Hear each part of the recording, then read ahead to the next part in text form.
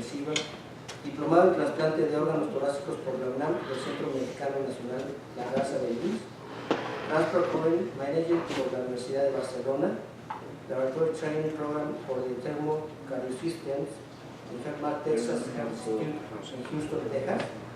Es miembro del equipo de trasplante cardíaco del Hospital de Cardiología del Centro Médico Nacional Siglo XXI, de mayo del 87 a junio del 95, coordinador clínico del programa de trasplante de órganos torácicos y corazón artificial en el Hospital General Centro Médico La Raza de IMSS, de junio del 95 a enero de 2003. Coordinador del programa de trasplante pulmonar en el Instituto Nacional de Enfermedades Respiratorias de enero 2000 a abril 2001. Coordinador de donación, Hospital General del Centro Médico Nacional La Raza de IMSS, junio del 2001 a septiembre del 2003. Director del Registro Nacional de Trasplante del Senatra de 2007 a 2014. Miembro de Transplantation Society UK, Opinion Leader 2007 en Ginebra, Suiza. Temporal Advisor para la Organización Mundial de la Salud, Transplant Day Harmonization 2007 en Ginebra, Suiza, en junio de 2007, Consultation on Regular Requirements for Hemotransplantation en Shanghai, China, noviembre de 2008, Ginebra, Suiza, octubre de 2011. Miembro de Transplantation Society, International Transplantation Society, European Transplant Coordinator Organization y American College of Physicians. Pues damos la bienvenida al doctor Enrique Martínez Gutiérrez para que nos hable de este tema que, aparte de apasionante, tiene muchos bemoles en relación a aspectos no solamente médicos, sino éticos y legales. Y quién más que es un experto en esta área para hablarnos del tema. Damos la bienvenida al doctor Enrique.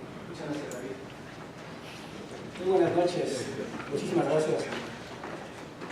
Sociedad Médica del Hospital Ángeles Metropolitano por esta oportunidad. Muchas gracias a todos ustedes por su asistencia. Y pues miren, déjenme primero foto la presentación. No sé si de allá me pueden ayudar a ver dónde está la presentación, que ya está montada. Si no, pues cambiamos de tema, ¿no?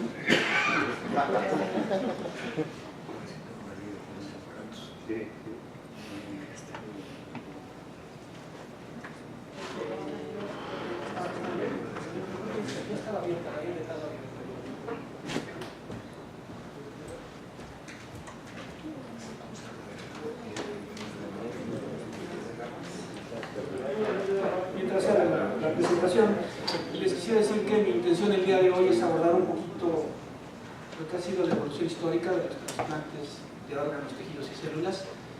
Imposible abordar tantas aristas que tiene un tema como este. Evidentemente voy a dejar sin tocar algunos temas y pues por preferencias personales me centraré más en algunos que llaman mi atención. Y el hilo de esta presentación gira alrededor de lo que, en opinión de muchos autores, opinión que yo comparto, versan los problemas actuales que giran alrededor de los trasplantes de órganos. En alguna revisión que he hecho del tema, siempre comento que hubo una etapa en que el problema fundamental de los trasplantes fue el aspecto quirúrgico, y si nos remontamos a los inicios del siglo XX, el problema fundamental que existía para poder hacer trasplantes era lograr las anastomosis vasculares. Permítanme puntualizar además el concepto, porque de repente se mezclan cosas que no son propiamente trasplantes, como implantes de bioprótesis, como transfusiones y cosas que no son propiamente trasplantes, y para poder centrar el tema, definiré el concepto que es más universalmente aceptado desde el punto de vista legal y obviamente desde el punto de vista médico, en el que se considera a la transferencia de un órgano, tejido, célula o grupo de células, y la característica fundamental es que este grupo de células, el órgano del tejido, se injerte y sustituya una función. Esa es la característica fundamental de los trasplantes. Comentaba ya que a inicios del siglo XX no había un tratamiento definido que fuera útil para los pacientes con insuficiencia renal crónica, y los pacientes fallecían sin muchas opciones de tratamiento.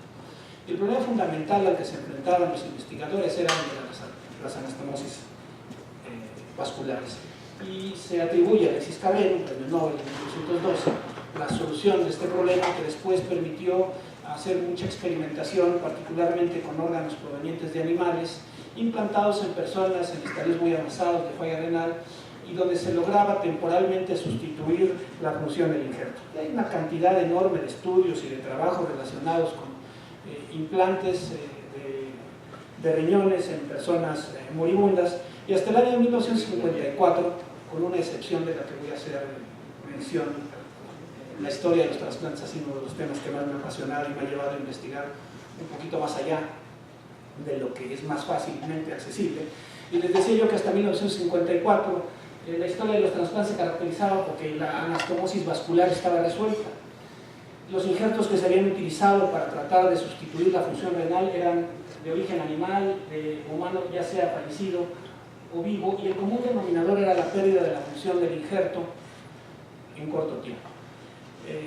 De manera que yo he procurado denominar esta etapa como la etapa inmunológica. La etapa quirúrgica estaba resuelta y el problema fundamental era el inmunológico.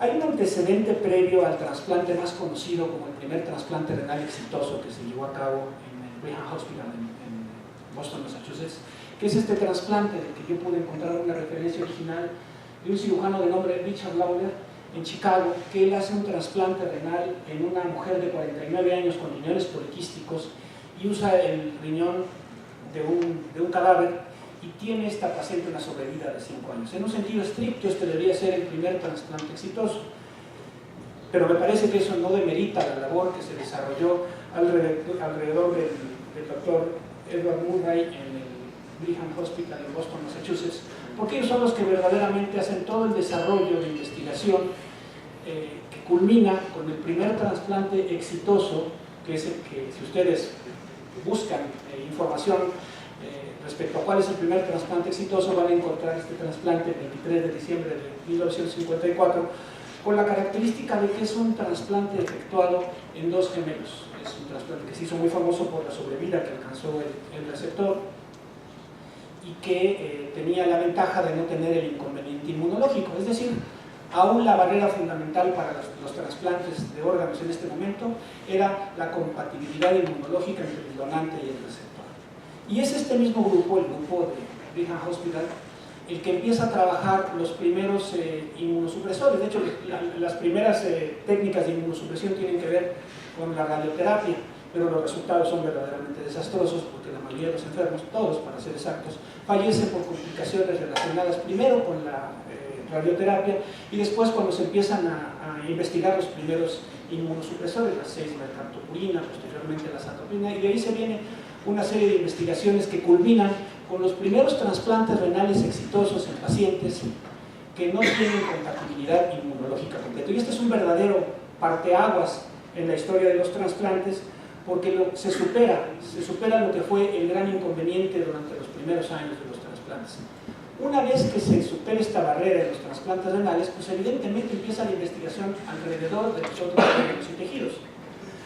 Thomas Stahl en Chicago, en 1963, hace el primer trasplante hepático. También este trasplante tiene que recorrer su propio camino.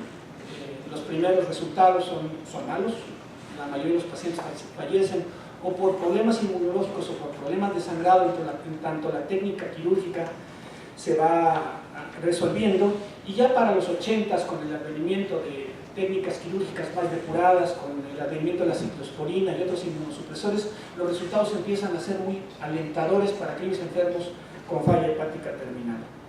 También el corazón y el pulmón, los órganos torácicos, tienen su propia historia.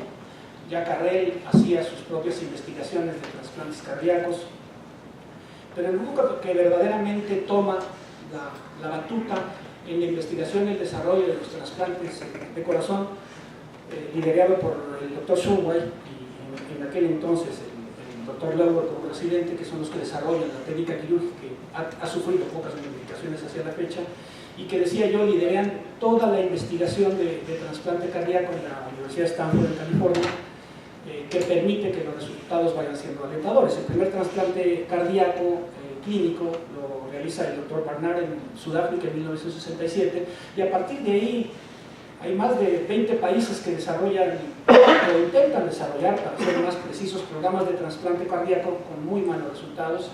Aquí los dos grandes inconvenientes: una es el monitoreo de los rechazos, que se vuelve un verdadero problema hasta que las técnicas de biopsia hemocárdica permiten detectar con suficiente tiempo el rechazo, y el otro problema es la hipertensión pulmonar, ¿no? Esos dos problemas hacen que el trasplante cardíaco durante 10-15 años tenga muy malos resultados y sea el propio grupo de Stanford, el grupo del doctor Shumway, el que retoma la investigación hasta lograr resultados aceptables para el trasplante cardíaco.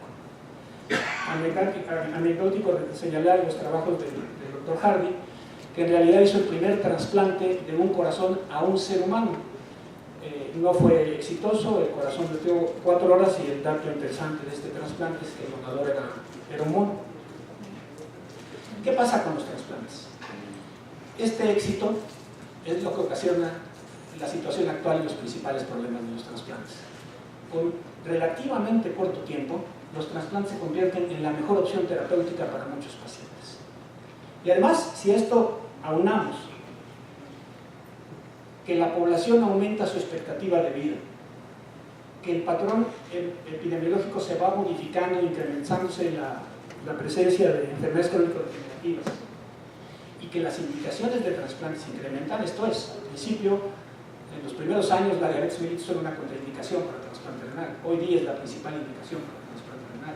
Entonces, la cantidad de enfermos que demandan el trasplante se incrementa de una forma desproporcional con la oferta que existe, y la demanda entonces supera la oferta. Y es sin duda el principal problema que enfrentan los trasplantes en todo el mundo. Y el trasplante tiene además particularidades que deben señalizarse para poder entender y contextualizar mejor el problema. La materia prima tiene que provenir de un animal o de otro ser humano. La oferta, como ya lo señalamos, es insuficiente. Es un bien que no está al alcance de todas las personas que lo requieren. Y eso es el principal dilema bioético al que se enfrentan los trasplantes. No hay suficientes órganos o tejidos para transportar a las personas que tienen indicación absoluta para recibirlos. También conllevan un riesgo sanitario. Son capaces de transmitir enfermedades, por lo que se requiere tener trazabilidad de los mismos. Y entonces, la mayoría de las revisiones que se hacen del tema de la donación y los trasplantes de órganos, siempre tendremos que recaer en que los retos fundamentales son de tipo ético y de tipo legal, por lo que son importantes los esquemas organizativos y la regulación gubernamental alrededor de este tipo de procedimientos, a diferencia de lo que pudiera ser en el enfoque que se dé a otro tipo de procedimientos. Una vez ubicados en la situación actual de los trasplantes, permítanme revisar un poquito dónde estamos parados o dónde están los principales problemas bioéticos alrededor de los donadores de los trasplantes y de los receptores de órganos. Como comentaba desde un principio, es imposible abordar todas las aristas del tema y tendré que dirigirme hacia los aspectos que a lo largo de mi carrera han sido más importantes para mí. El primero es el problema que tenemos de que los pacientes que requieren un trasplante puedan acceder a él. Ese es el mejor esquema terapéutico que hay para muchos pacientes. La demanda de trasplantes no es alcanzada por la oferta, y sin embargo muchos de los pacientes que requieren un trasplante no llegan a los sitios a donde debieran trasplantarse por problemas de soporte logístico, de soporte social y, no menos importante, de soporte económico. En esta diapositiva lo que pretendo mostrarles es la gran discrepancia que existe entre el número de enfermos que se encuentran al día de hoy registrados en el Centro Nacional de Trasplantes y el número de trasplantes que se han realizado hasta el momento. Por donde se vea, la demanda es mucho mayor que lo que puede obtenerse, y la lista de esperas para trasplante de prácticamente todos los órganos se encuentra incrementándose año con año con año, a pesar de que no todos los pacientes llegan a recibir la oportunidad del trasplante. Por si esto no fuera suficiente para poner más complicado el asunto, resulta que las indicaciones para trasplantes se siguen incrementando. En los primeros años de la mayoría de los trasplantes existían límites de edad para aceptar un paciente para ser trasplantado. Los buenos resultados que hay en pacientes añosos ha llevado a que cada vez haya receptores de mayor edad y con contraindicaciones que antes eran completamente absurdas. Pacientes con enfermedades virales como hepatitis, el propio virus de la inmunodeficiencia humana, en muchos programas ya no son considerados como contraindicaciones para el trasplante. Y el resultado final es otra vez el aumento de la presión para aumentar el número de trasplantes que se efectúan. Otro tema que se discute con más frecuencia hoy día en los foros relacionados con la organización de los trasplantes es en qué momento registro yo a un paciente para ser un candidato a trasplante. El área más conocida es el trasplante renal. Los mejores resultados se obtienen con pacientes antes de la diálisis, pero listar a todos los enfermos prediálisis representa una presión que, por ejemplo, en nuestro país lleva a que muy pocos, si no es que prácticamente ningún paciente en prediálisis sea registrado para trasplante en países como el nuestro, y los pacientes que son registrados son pacientes que ya tienen el deterioro condicionado por la diálisis. ¿Qué decir de los pacientes con insuficiencia cardíaca terminal? Donde entre más avanzado sea el proceso, los resultados pues no van a ser mejores. Otro tema, en lo particular es uno de los temas que más me ha interesado en los últimos años, es qué pasa con los trasplantes en receptores en extranjeros. Este es un problema que crece cada día más, al grado que la Organización Mundial de la Salud ya tomó cartas en el asunto desde el año de 2008, que convocó una reunión por fenómenos que se estaban presentando en todo el mundo, incluido en nuestro país. La llegada de extranjeros a países donde existía la infraestructura para trasplantes y la legislación no era completamente clara. El objeto de estas personas, obviamente, una persona con recursos económicos altos que buscaba cualquier opción para poder ser trasplantado, y se presentó un fenómeno que se conoce hoy día como turismo de trasplantes, en el que las personas viajan con el objeto de obtener el trasplante, a veces perjudicando a los nacionales del país donde se efectúa el trasplante. El objeto de la reunión fue asentar las definiciones de tráfico de órganos, de comercialización en trasplantes, aclarando que se hace turismo de trasplantes cuando se hace comercialización con los órganos. El fenómeno es que viene una persona rica, le da dinero a un receptor. En los países africanos esto estuvo sucediendo con mucha frecuencia, o se dañan o se debilita la capacidad del país donde se hace el trasplante para ofrecer los trasplantes a sus propios individuos. Este es un fenómeno que debe de entenderse bien, que debe de tenerse muy presente y que debe de atacarse. Al final del día, las dos grandes recomendaciones de la Declaración de Estambul, que por cierto ha venido dándose de seguimiento a lo largo de los años, es incrementar la donación del donante fallecido para que la gente tenga mayor oportunidad de ser trasplantada y ofrecer protección y seguridad a los donantes. Las recomendaciones fundamentales de la Declaración de Estambul es no descuidar a los donadores de órganos. Un donador de órganos debiera, me refiero a los donadores en vida, debiera recibir seguimiento médico de por vida. Y eso obviamente no es un problema fácil de entender.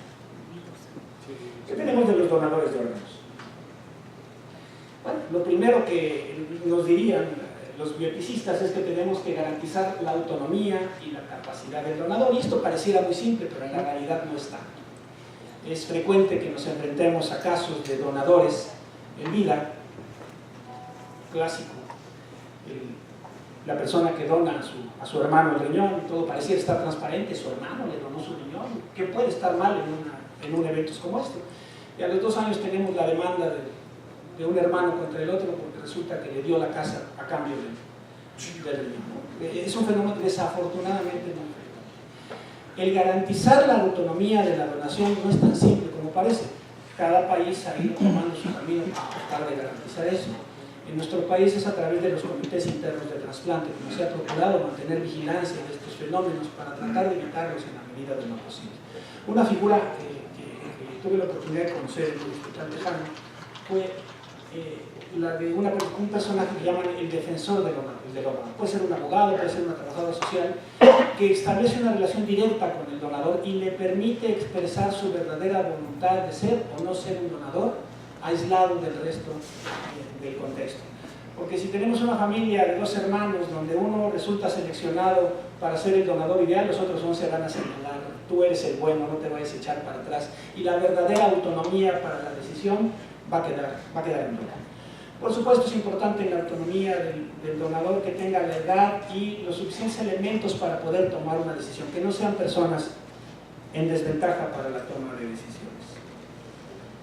Otro aspecto interesante en el análisis de los problemas bioéticos de los donadores es cuál va a ser el destino del órgano o del tejido obtenido a partir de un donador.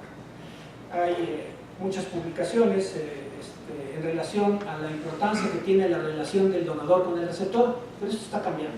Anteriormente se pensaba que la mejor manera de garantizar una adecuada relación entre donante y receptor era que fueran familiares. Como les he comentado, esto no ha sido cierto. Y entonces las tendencias actuales van más bien a garantizar que la donación que se haga en vida sea una donación altruista y que no sea a través de la coerción.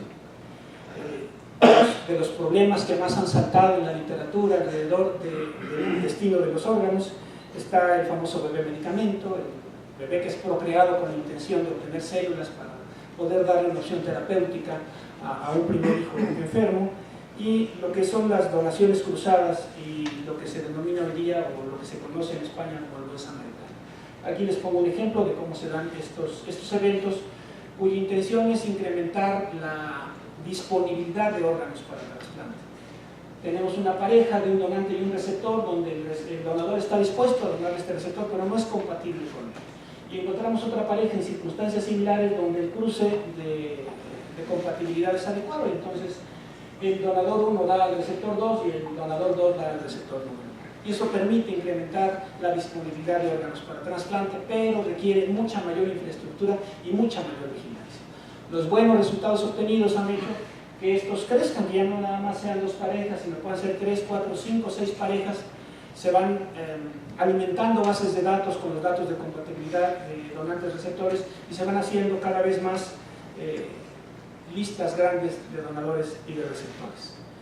Y los españoles han explorado un tema que por sí solo es muy interesante para una revisión bioética, que es el donador buen samaritano. Aquí hay una cadena real que sucedió en España, donde un donador en el Hospital 12 de Octubre de Madrid donó altruistamente su riñón en vida, y este riñón se implantó en un receptor que a su vez su donador desencadenó una serie de trasplantes.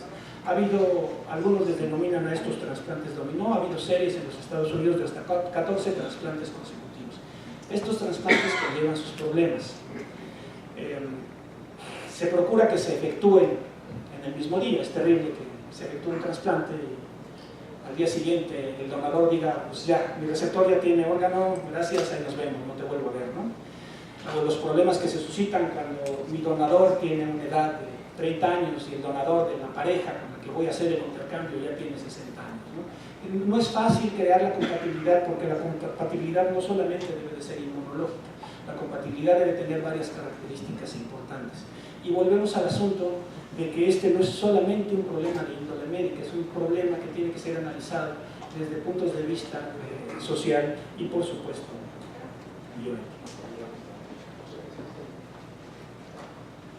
Por supuesto, no puedo dejar de mencionar la necesidad de las garantías que debe haber sobre la salud de los donadores con un seguimiento post-trasplante.